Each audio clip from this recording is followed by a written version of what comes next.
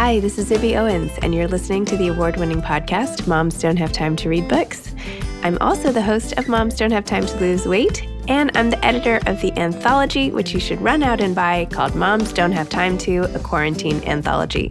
All proceeds of that book go to COVID-19 vaccine research. And I'm the editor-in-chief of Moms Don't Have Time to Write, a new publication on Medium, and we're accepting submissions, so please send your personal essays there. And if all that isn't enough, you can follow me on Instagram at Zibby Owens, and my website is zibbyowens.com. Okay, now back to this amazing podcast.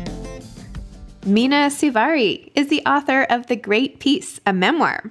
Mena is an award-winning actor whose credits include American Beauty, American Pie, 6 Feet Under, Chicago Fire, and American Horror Story, among many others. She currently lives in Los Angeles. Mena and I did this interview together in person in LA, and it was so fun. And we had this huge camera crew around us, which you can see pictures of on my Instagram account at Zibby Owens. And we are releasing it also as a really highly produced, beautiful little talk showy thing. So stay tuned on Instagram to see that. And so you can watch her talk in person. But listen to this because it was a really amazing event. We did it with Book Soup, which is one of my favorite bookstores. And I used to go and wander in Book Soup all the time in my 20s when I lived in LA and didn't really know anybody. And now it's so great because here I am in my 40s and I get to go back and do a virtual event for Book Soup with an amazing actress who I remember watching in American Pie around the time I was aimlessly wandering in the bookstore. So there you go. Enjoy our conversation. Mena is absolutely amazing. Good evening, everyone. My name is Sam in the corner over here, and on behalf of Book Soup, I'd like to thank you all for joining us for tonight's event with Mena Suvari in conversation with Zibby Owens discussing The Great Peace, a memoir.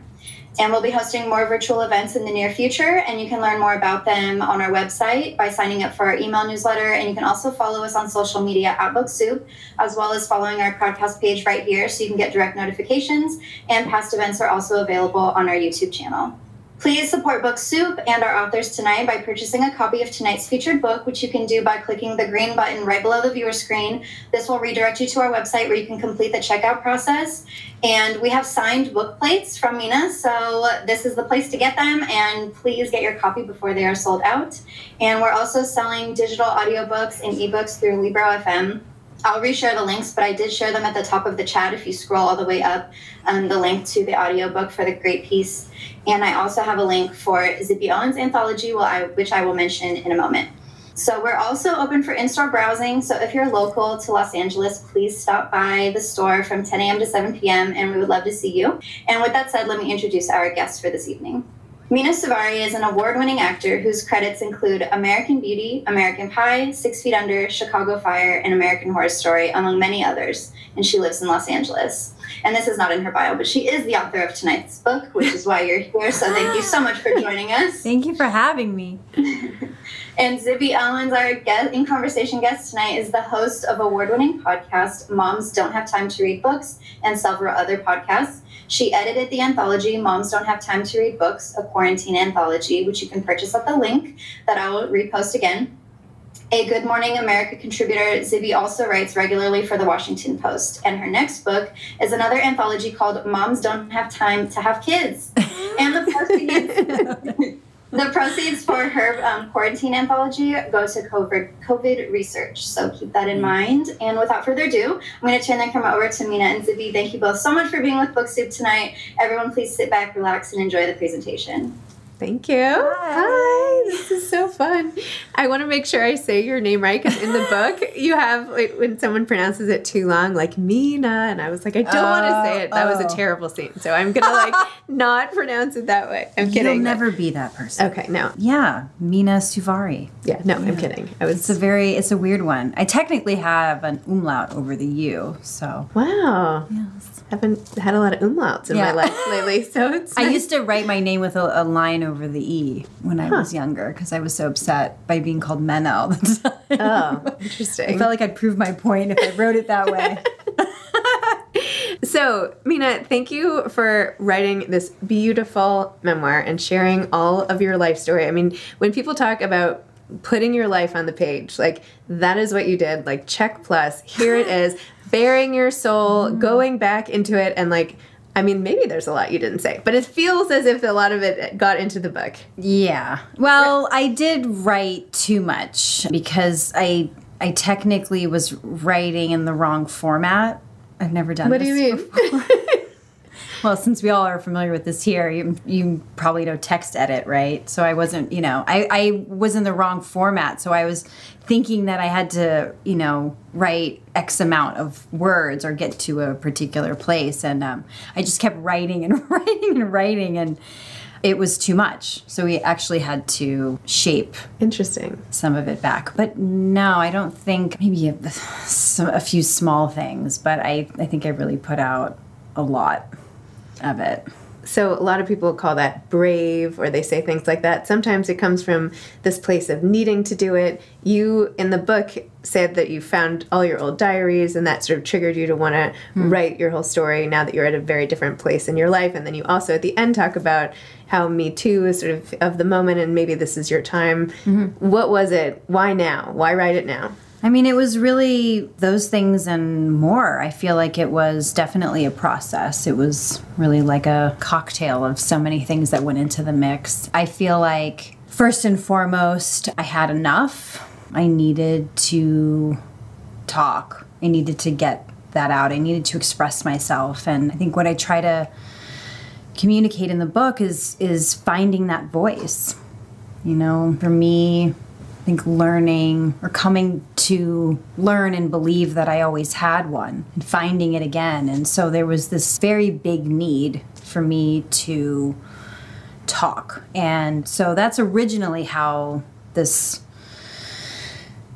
manifested or came out of me. And of course, finding my diary, I found a suicide note. I mean, all of these things really got me thinking. I realized how, and looking back, that my life only got worse after writing that note. And I also had a red binder that I had made back then, which I had entitled The Great Peace. And it was basically my poems and some short stories that I had literally typed up on a typewriter. It's probably almost 60 loose pages. And I thought, I'll just publish that, because I felt like I was ready to make some kind of move, but maybe I felt like, it's safer in some way. And then, just sitting down, I sat down with a friend and shared the binder with them. And then in doing so, I shared some of the stories around some of the poems, because some of the poems I'd even, time-stamped or dedicated to a specific person. And so when I shared some of those stories, they really encouraged me to tell all of it and share it as a memoir, and then incorporate some of the poetry in there. And so then I thought, okay, I sat back with that, and I guess I just I couldn't think about it too much. I felt like it was just something that I just felt so compelled. I needed to do this. And I know that that's weird. I never thought that I would write a book. I never thought that I was that kind of person. I never thought I had something to say or anyone would ever care. That's what so much of this book's about. But here we are. I mean, I don't think it's weird. I don't think it's weird. I think you... Well, I mean, I'm sort of challenging all of that. I'm breaking that mold. I was thinking about this earlier, and it was the way that I view it is because I try to touch upon spirituality, what it means to me in my life, how I live my life. And there's so much of this that just feels like I'm giving it back. Mm-hmm. It just feels like, thank you. I've been sitting with this for so long, and I don't need it anymore. It's not serving me, and you can have it back. And now I want to do something with it, So it's just been this incredible process, because there's so much more in addition that's come out of now promoting it and talking about it, and other people sharing with me. And so, yeah. It's a really beautiful thing. I'm very happy, and I'm more than honored to be that person. It's great. I'm really struck, and I was time and again in your book, by your ability to compartmentalize, right? So you have, even what we're not even doing, when we were just chatting, are you nervous about this? And you're like, well, no, of course. You took so much of your life and just shoved it away, and then projected a different facade, which I feel like so many women in particular can relate to, right? You just hide your stuff and you look okay to the outside, and no one really knows the depths of pain or what you're going through. And not only could you do that, but you you're acting, you could just become a totally different person and channel whatever you needed to. And I feel like you related so much to the characters. Like you had whole chapters about them. I feel like you really like inhabited them and they meant something to you like along the way.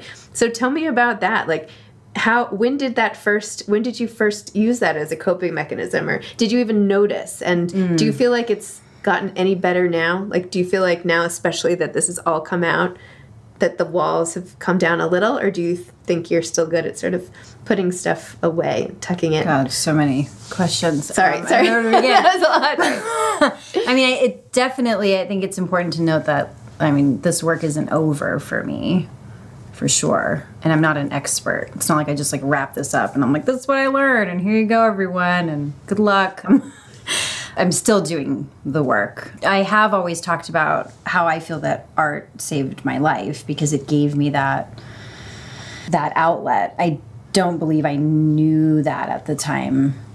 I was very unaware. I think I try to communicate that in the book, of that process of awakening, right? And the individuals that helped me see that. Seagal and who talked to me or introduced me to therapy, things like this. So I think a lot of it is sort of, I don't know, kind of being in the survival mode. I don't think I could safely say that I was aware of the security, the importance that work gave to me at that moment. I think I try to bring that also into the book as well, is just to show that with my spirituality, I feel that like there's always this constant communication. And so I was trying to touch upon that, is that I feel like there was always something that kind of came in at the time where I needed it. And I view that very much as my work, a particular role that would come in and challenge me, or it was, because I try to always look for the opportunity. So that's how I see it. I feel like there was an opportunity given to me that like just got me by each moment. And so I guess in the book, as I'm trying to isolate those moments, I'm trying to show how each one got me to the next step. Wow. So I could talk on all of those. Like they all meant something different, right? Each project, each character, each story, right? Depends on like what it was. But for sure, I feel like there was always that gift of what professionally was going to come into my life. Interesting. Can I read this one paragraph? Sure. It's towards the beginning, but it was so well written. You're a really good writer. It's nice and of I you know, to say. you talk sort of offhandedly. I think my brother would call it like a humble brag or something like that. But you're obviously like a humble brag, when like you kind of like put something in. But like you're clearly like super smart, right? You did so well in school when you were focused, and you could have been anything, right? You no, but this means a lot to me because I was not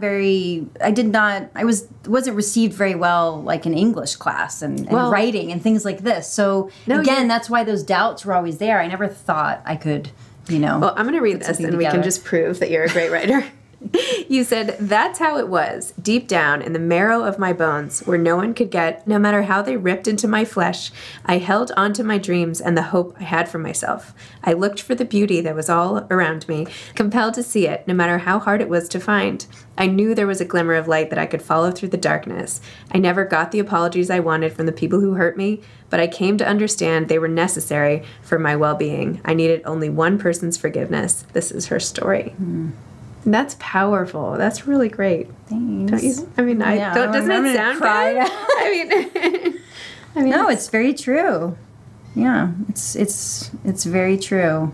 Do you feel like, I know writing has been a balm to you in this time, and you talked about your time in the library and reading and all of that. Like, is there any of this adding to the literature and like, how books have helped you? I feel like, for me, like books have always helped me so much. I want to like give back to thank all the books in a way, but I feel like they serve that role for you too. And oh, definitely, because I feel like it's all about communication. That's why we're here. I'm very much about the spoken word, and language in and of itself and the power that it holds. I have that tattoo, word, sound, power.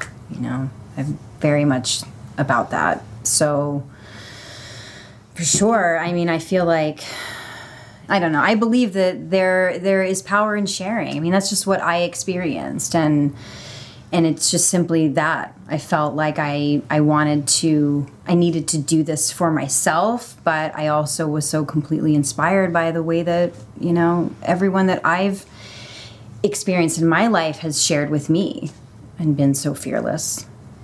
Well, I feel like you had so many moments of trauma in your life that you didn't necessarily label as such, but that were, starting from the very beginning, starting with, you know, everything that happened with men. I mean, it could just be, you know, the abuse that you went through, or getting over drugs, or all these things that happened. But honestly, I was so taken, like the accident you had on your retreat with getting thrown from the horse and thinking you were like never going to move again and having to be carried on a stretcher that's one out of many. the jungle. I know it's one of like Yes. a trillion traumas, but that was, I think, one of the more recent ones, right? I mean, that couldn't have been two.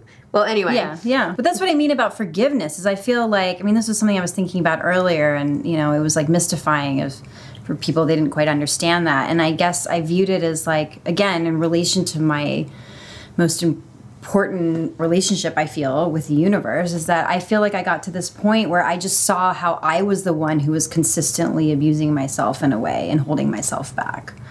Because I'd had so many moments like that. I fell off a 30-foot cliff when I was 8. Yeah. And I didn't break a bone. And so I was trying to communicate how there's been these moments where I felt so completely lost and so abandoned, but yet I never was. Because there was always something beautiful that was given to me. There's always like just enough, whether it was something personal, friend, or someone that I met, or a professional work opportunity. There was always like a little gift that like just got me by. It gave me just enough to see that. And in the book, I talk about my second husband. I talk about how being able to work on American Horror Story was like just another example of, you know, making me feel good enough about myself to take the next step. Yeah. So I feel like it's like you've done everything you could to destroy yourself, right? Everything. And it's almost reading the book like a miracle that you're even like sitting here. Like, I think I fought and I tried to prove that no one cared about me. I think I put a lot of effort into trying to prove that my existence didn't matter. That's how I saw it. And so from macro, I just had too many of these moments where it was just, how did I come out of that alive? And that really put me in this place of like, what am I doing and why am I here? And, you know, how am I really appreciating and valuing my life? So those were those moments for me of like, I didn't die in Costa Rica, but yet I'm sitting here in what I've referred to as my poopy diapers, feeling bad for myself and waiting maybe for an apology. And it never got me anywhere. And so that's why it's like trying to communicate that moment of, you know, why now? Because I've been sitting with it my whole life. So what do you think it is? What is like your whole, this is kind of a bigger question, but having gone through all this stuff, like, why has the universe sort of like not let you succumb to all the things that you've tried to do to yourself? You know what I mean, like, why do you keep getting rescued? What is it about the universe and nature and spirituality? Why? What do you think? What is? I don't know, and I'm trying to figure that out. And I feel like recently I was thinking on that because I'm ever the Aquarian and trying to understand it. And I don't know. I was like feeling earlier coming here how it's like really I wanted to use the word pumped. Like, I'm pumped right now. I'm ready to go. That's how I see it. And I appreciate people saying, you know, I'm so sorry that you experienced that. That means a lot to me. But I'm not in that space anymore. Like, now I'm ready to do the work.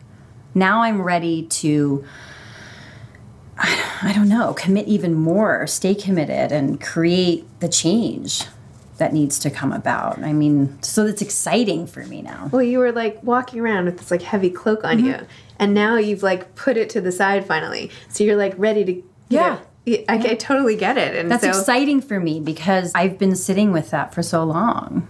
Yeah. And how do you feel in terms of forgiveness? I mean, there was a lot of wrong done to you, not just that I know you say you like brought it on yourself at times, but it's not like that. Like, it actually was just a lot of really bad stuff happened to you. Well, because I always try to find my place in it. And I think that's important for me, you know? This isn't like the blame game, and I don't know, I've just never lived my life like that. I always try to find my place in it, you know? What I brought into it, and I don't know, what additional work I need to do, right? I don't think it's so passive, but for sure, I mean, those are big conversations, because a lot of the work is me trying to understand, I think, you know, what kind of keeps us in places for longer than we would have hoped to be in them, right? I loved the one moment where it was when you were still sort of living on the queen-size mattress tucked in the corner with your stuff everywhere in this like horrific abusive relationship, and it was when you were sort of mandated into bringing a third person into your relationship, whoever it was, at all these different times, and you tried to bring this one woman in, and as she's getting out, she was like, Mena, it doesn't have to be like this. Yeah, it's my friend Tracy. I mean, that's like, it was such a moment. Like, I could just see you there by the car, and like her telling you that, and like, you, first of all, you wrote it so well that obviously that's why I could see it, but like, what a statement, and that it resonated with you so much, and you obviously like stored it away. I mean, I stored it away to the point where she doesn't even know about this book, and now we're talking about it. And she reached out to me, so we're going to have a conversation, because we never even talked about that moment. She didn't even know how important of a person she was to me back then. So I thought that was pretty incredible after all these years. And that's what I mean about like the additional healing, the things that are coming out of this now, which I never would have expected. Because I mean, I didn't tell anybody about it. Because I'm not that person. I didn't think like, oh, I wrote a book, you know, get ready, everyone. Like, it was something that I needed to do. I needed to tell my story, and that's just how it came about. But, you know, so I'm learning how to embrace that. It's sort of mystifying to me. I got a few copies yesterday, and I'm just sort of holding it like, wow, you know? Oh my gosh. And it was also interesting how you wrote about fame and how it kind of happened to you, and how you were so like in your own world that like movies would come out and you're like, oh yeah, and then that movie came out, and then all of a sudden I was recognized, and yet nobody would know what was going on secretly in, you know, behind the curtain. And yet I was just trying to survive. I just didn't. And I don't try to share that in like, a negative way, but that just wasn't my main focus, to be completely honest. I, drew up plans to be an architect when, on grid paper when I was young, or I had my archaeological dig, or I chose medical research, for career day. I didn't necessarily think I would become an actor and particularly famous. So it was very weird for me, when all of that happened, because, I'm still trying to figure out who I am, because I think a lot of that happened at the point where, and because of a lot of what was happening personally for me, that never got to happen on its own. I never got to develop that. I was all of a sudden just given fame. I was given this like identity over here. And so I believe it wasn't like a healthy development of my own. So then there was like this disconnect of like, oh, wait a minute, if I'm this over here, I have to play into that because it doesn't equate with where I came from. That can't equate. This shiny thing must have come from this past, right? So that's why it had to stay separate. I didn't think that would be possible. I don't know, maybe just that day and age. I didn't think we walked around like that, of, wearing our emotions and our hearts on our sleeves. So, yeah, I disconnected and I went into survival mode. Yeah. So I love that you're like pumped for the next phase. Because honestly, no, you're so young. I don't know how exactly old are you, but I'm 42. Okay. I feel ancient. Thank you. I'm 44. But anyway, you're younger than me, so I'm going to say you're young, and you just had a baby, and that's so exciting. But you could do anything. You could do anything you want now. What do you want? I think we all can do anything. Yes, that's a great statement. So we can. What do you want to do? Like, you could be an architect now. You could go do whatever you want. Like, I love that. What would you want to do? I'm going to call you when I need Go ahead. Anytime. Advice. I mean, I honestly want to write more because, you know, I finished writing the great piece and I found out I was pregnant, which was, you know, I mean, everything, an absolute miracle, surprise. And I'm not surprised because of, I think, like how I've laid my life out and, you know, how it's been like chock full of challenges, how it's, you know, gone down in when reading the great piece that my birth would only end up like that. So I feel like I need to talk about that. I need to talk about that space and postpartum because of the things that I experienced. I feel like in connection with the great piece, there's just a lot that we don't talk about, a lot that we don't address. And so I never thought that that would happen because I never thought that I'd even write one book. But now I feel like there's so much more that I want to talk about in that space. Perhaps the great chaos. This is like, if parenting is like the anti-piece, it's like, you know, the great disruption or something. I don't know. Yeah. No, I have already the title and like. Oh, you do? Oh, you're ready to go. Yeah, oh my gosh. Yeah. Oh, you're like 10 steps ahead. It just sort of happened. Amazing. Because of how it went down. I thought, oh my gosh, well, I'm not surprised. And now I think I have to talk about this. I want to, because I just feel like there were a lot of things that weren't addressed. In terms of like postpartum depression or postpartum anxiety. I didn't even know postpartum anxiety was a thing. Yep. Me too. I have it, I think, still 14 years later. I just wanted to share my story in that because I felt like we sort of get us up to the pregnancy. Yeah. Or the birth, and then it's like, good luck. Yeah, so I have lots to share in that space. Well, you know, kids don't let you hide anything. Yeah. So, you know, those days are over. Good thing you got it out in the book while he was still good, you know. Yeah. That's amazing. So in terms of actually the writing of the book, aside from using text edit by mistake, I wasn't using it. I was using like okay. a different format. It was a whole thing. What was like your process like writing it? And I can only imagine that some of these scenes, like to have to type them again must have been really emotional. Like are you at like a cafe? Like give me a visual of where you were. No, at home or outside. I'd like to be outside in nature. That would make me feel good. Did you know you wanted to do all these chapters, these kind of like short-ish chapters and different scenes and things like that? No, because I just started from the beginning. I just started writing. I just was like, ugh, and just told the story. And then we shaped it. Then we went into, okay, you know, yeah, I couldn't have a very long chapter. Let's kind of the most important parts and, yeah, naming chapters and figuring out what photos I wanted to include in all of this process. But no, just, I mean, in the beginning, I was just kind of off and running. And then if I felt like I needed a moment, then I would stop and gather myself or take that space. Or maybe it was like the next day. Yeah. And you mentioned that the audiobook was emotional. Mm-hmm. Oh, yeah. That I definitely had to stop, for sure, especially with KJ. Yeah. Even in the editing process, it was always like right there. Do you know what's happened? I was like the epilogue, like the PS to this, to all these guys from your past. Do you have tabs on where anybody is? Have you, like, do you follow anybody in any way or just? No. Have they reached out to you? Well, I mean, the negative relationships, I don't know. I mean, I'm still friends with Sal, and there are people that I'm still close with. But no, I read a really interesting quote, a statement from my second husband, but I thought it was so perfectly presented on his part that I didn't have to address it at all. But other than that, you know, yeah. So now that you have written this book and are on your way to your second book, what advice would you give to aspiring authors? Oh, gosh. I mean, I feel so grateful that I had the right kind of people around me, the right kind of team that I could talk to, an amazing editor and publisher, and I feel like people that understood me. That felt really wonderful. So just overall, I just felt like I could breathe in the way that I wanted to. And that's what I needed, right?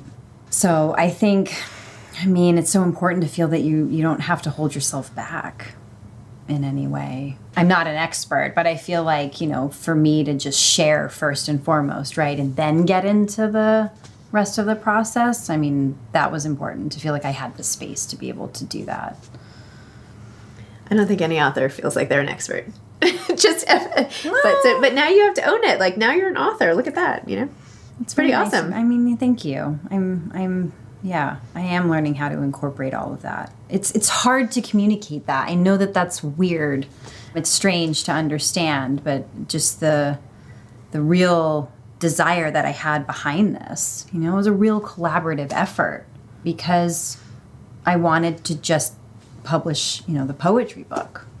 Well, the poems were great too, but thank you. But I still was holding myself back on sharing all of it. And so thank you for giving me credit, but it's a lot of people that went into helping me be able to share my story. But maybe that's the whole point of it. Maybe that's the answer to the question, is that this particular story is so important to get out that's why you were sort of allowed to keep going. I don't know. Maybe that's and I want to share. That's what I want to share with people, right?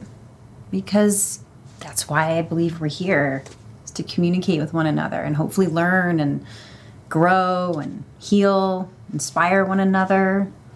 You know, that's just my perspective. And I guess I just simply felt like there's none of that will come if I don't share, you know, if I'm the only one that just sort of sits with this.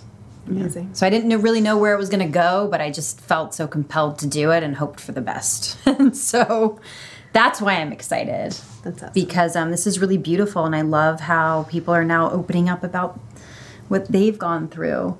It's a beautiful thing. It's wonderful to experience and know I'm not alone, but yet that's so heartbreaking to realize that that's so commonplace. So I want to change it, right? Yeah. That's why I get excited. Well, it's hard to take on all that pain. Like, I mean, not like you need my advice, but I would say, like, keep that, just, you can't take all that on. And no, but it just makes me feel like if that's the case, then I'm more than happy to be that person. If that's what it takes then to create some of these conversations and hopefully create more change, I'll be that person. And are you done with acting? You want to keep acting? How do you feel about the role of acting in your life? No, I love it. I mean, I feel very blessed. I feel very grateful to be able to do what I do. I was thinking about this earlier, and there's been this theme of me playing real life people, sharing these true stories, and it's come into my life yet again. And so I feel like there's something really beautiful about that. I'm more than happy to be that person. I've always loved being honest and being a truth teller. And so it's kind of like this thing where I get to do both. So I love that. That makes me very happy. I'm also, you know, working in development too. I love, you know, producing. I have a project that's based on this that I've been working on for a few years too as well to develop. So that's exciting. Yeah. I love all of it. That would be wonderful. Okay. Well, Mena, thank you first of all, for your book, of course, and for bearing your soul in the book, and for discussing it. And thanks to Book Soup for having us. I love Book Soup, and this has been such a thrill. Me too. Thanks to everybody for watching. Me too. It's so special. I love Book Soup. I know what you've talked about in the space meaning to you, and it's so special and so incredible here, and I'm so happy that we still have this beautiful place to go to, and it's magical, and I can't believe I'm a part of it now. So. Yeah, I can't believe that when I moved to LA when I was 21, I was like alone browsing in Book Soup and like watching movies with you. And now here we are. Here we are, like on Book Soup, hanging out. It's just so funny. Life is crazy. Life is crazy. I was just going to say life is funny. Yeah, life is weird. Anyway. Weird. Yeah. That's the word of the day. No. Thank you both so much for such a beautiful conversation.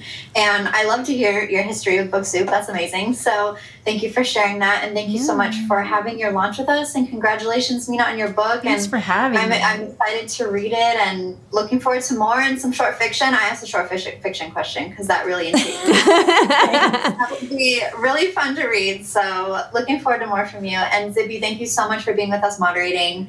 And everyone, thank you at home for watching. And please get your copy of The Great Peace at the green button. I also shared it in the chat area, so you can find it there as well.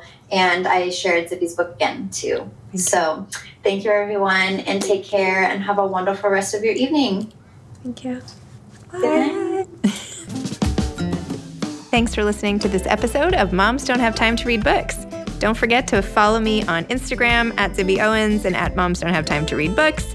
Also sign up for my newsletter at zibbyowens.com and sign up for my virtual book club and meet lots of authors on Zoom every other week. Thanks so much to Steve and Ryan at Texture Sound for the sound editing. And thank you to Morning Moon Productions for providing this fantastic intro and outro music.